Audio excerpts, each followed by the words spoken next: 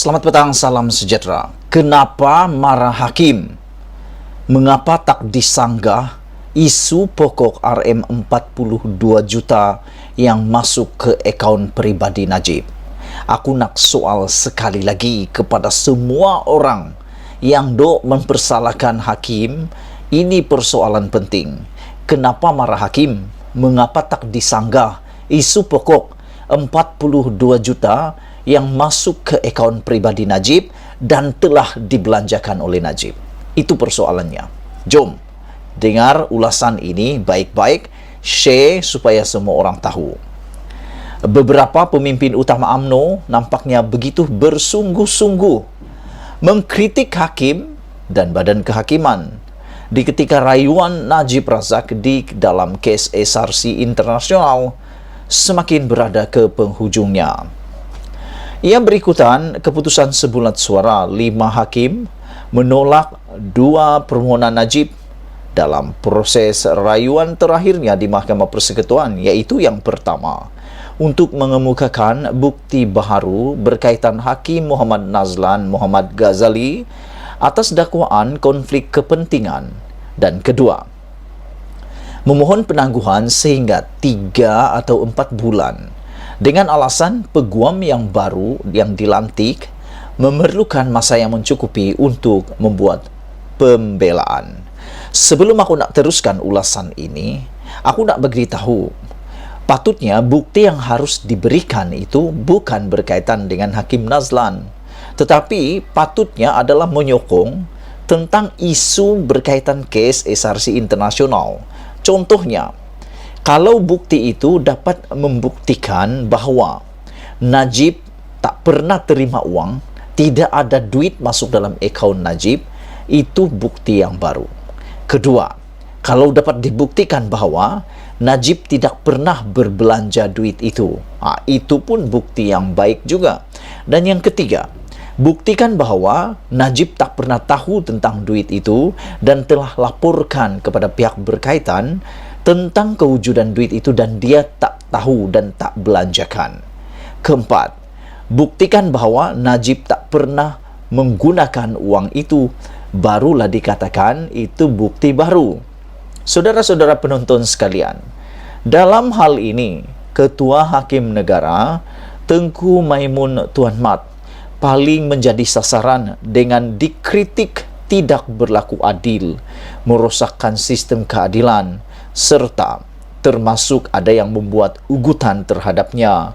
Semalam, polis PDRM telah membuat pengesahan bahawa siasatan dibuat terhadap beberapa pihak yang cuba mengugut Ketua Hakim Negara.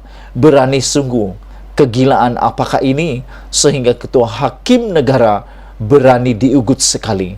Berani sungguh nak perjuangkan seorang sanggup merosakkan sistem keadilan Malaysia. Tidak cukup dengan itu, suaminya yang didakwa hadir ketika pendengaran kes rayuan Najib, di mana gambarnya tengah memegang telefon bimbit, telah diberikan bermacam tafsiran yang bertujuan menjejaskan imej Ketua Hakim Negara itu. Lebih jauh lagi, tulisan suami Tengku Maimun di laman sosial berkaitan Najib pada 2018 turut diviralkan kembali dengan maksud serta tujuan yang sama. Selain beberapa pemimpin UMNO dilihat melakukan serangan kepada hakim dan badan kehakiman, Laskar Maya parti itu turut sama melakukannya dengan bentuk serangan lebih keras lagi, terutama berkaitan suami Tengku Maimun. Sesetengah kritikan tersebut, baik oleh pemimpin UMNO maupun Laskar Mayanya, ia bahkan jelas menjurus kepada menghina badan kehakiman tertinggi negara ini. Soalnya, apakah dengan melakukan serangan sedemikian, bukti baru masih dapat diketengahkan dan penangguhan boleh diberikan?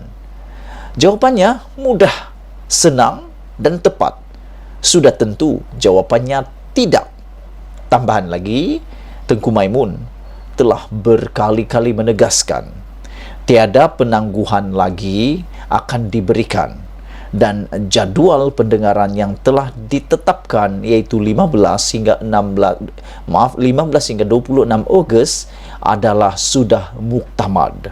Tidak ada penangguhan lagi.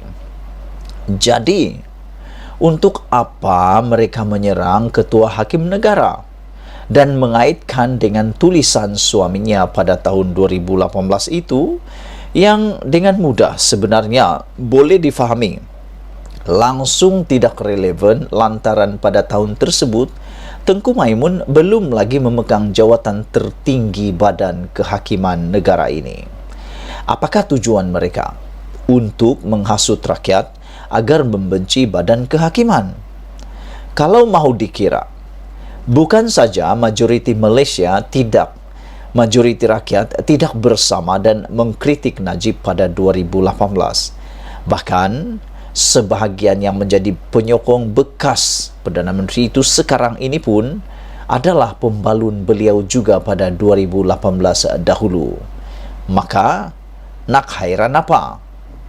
Dalam rayuan kes SRC internasional ini, perkara pokok dan terpenting sekali yang harus disedari ialah tentang kemasukan wang daripada dana syarikat itu sebanyak RM42 juta ke akaun peribadi Najib dan bagaimana wang itu telah dibelanjakan oleh Najib.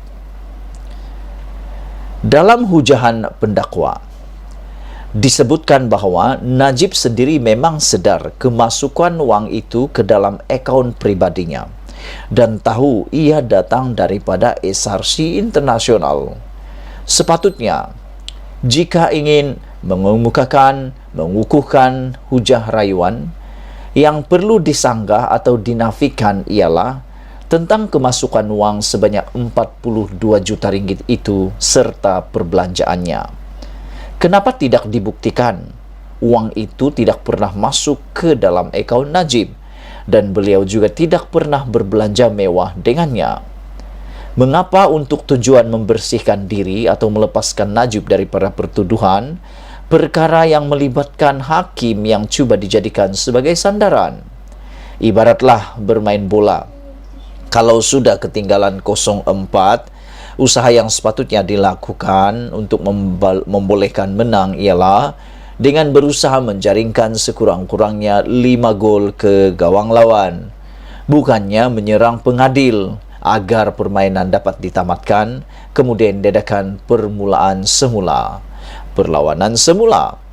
Kalau perbicaraan semula diadakan pun, persoalan yang paling besar, tetapi kemasukan wang RM42 juta dan perbelanjaannya tidak disanggah walau di depan hakim baru manapun, dari manapun hakim itu. Persoalannya senang je, bolehkah menang? Boleh menang ke? Ditulis oleh Sahbuddin Hussein, 20 Ogos. Sekian, jangan lupa tinggalkan komen anda tentang isu pada kali ini. Kenapa marah hakim? Mengapa tak disanggah isu pokok RM42 juta masuk ke akaun peribadi Najib? Kita jumpa lagi. Bye-bye.